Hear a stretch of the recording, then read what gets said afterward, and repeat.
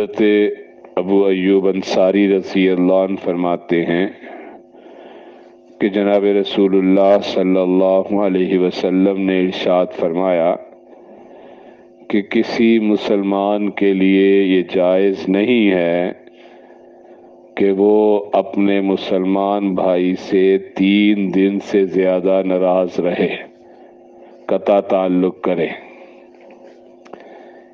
انسانی مزاج میں غصہ ایک ہی چیز ہے، ایک اس کا حصہ ہے۔ یہ بالکل بھی نہ ہو تو انسان بے غیرت ہو جاتا ہے، حد سے زیادہ ہو تو ظالم ہو جاتا ہے۔ کنٹرول میں رہے تو انسان رہتا ہے۔ اسی کنٹرول کے سلسلے میں ایک چیز یہ ہے کہ جہاں انسان اکٹھے ہوتے ہیں تو اونچ نیچ ہو ہی جاتی ہے، غصہ آ جاتا ہے انسان کو۔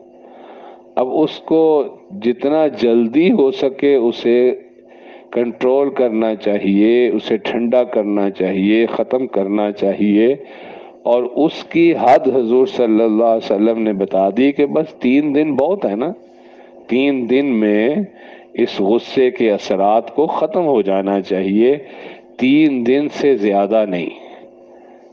آپ نے فرمایا، پھر اس کو اپنے وضاحت فرمائی کہ یعنی یہ جو ناراضگی ایسی کہ یلتقیانی فیسد ھذا ویسد ھذا، کہ ایک ملتے ہیں آپس میں دونوں، ایک ادھر منہ کر لیتا ہے، ایک ادھر منہ کر لیتا ہے، نہ یہ اسے سلام کرنے کے لیے تیار ہے نہ وہ اسے سلام کرنے کے لیے تیار ہے۔ تو آپ نے فرمایا یہ 3 دن سے زیادہ جائز نہیں ہے۔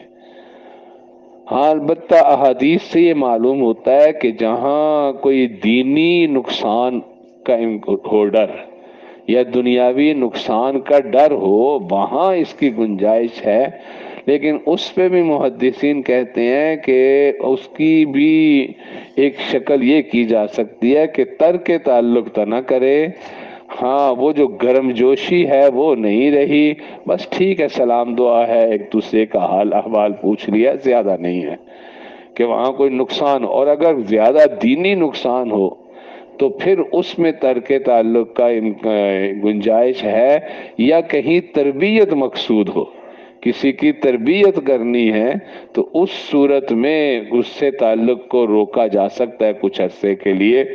لیکن بس ایسی چھوٹی چھوٹی چیزوں پہ ناراضگیاں، چھوٹی چھوٹی چیزوں پہ غصے، اور اس پہ وہ جناب وہ ختم ہی نہیں ہونے پہ آتے، ٹھیک ہے ہو گیا غصہ تو انسان کو آتا ہی آتا ہے، لیکن اس کو 2-3 دن کے اندر اندر کنٹرول کرے۔ اور آپ نے پھر ایک اور بات ارشاد فرمائی، فرمایا وَخَيْرُهُمَا، ان دونوں میں سے بہتر اچھا کون ہے؟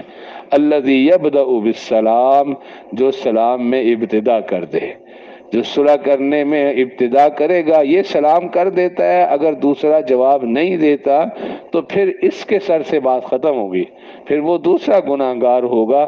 اور اگر یہ سلام کرے اور دوسرا بھی جواب دے دے تو بس ٹھیک ہے، فضیلت اس سے حاصل ہو گئی، گناہ سے دونوں بچ گئے۔ اللہ تعالیٰ میں سمجھنے کی عمل کی توفیق عنایت۔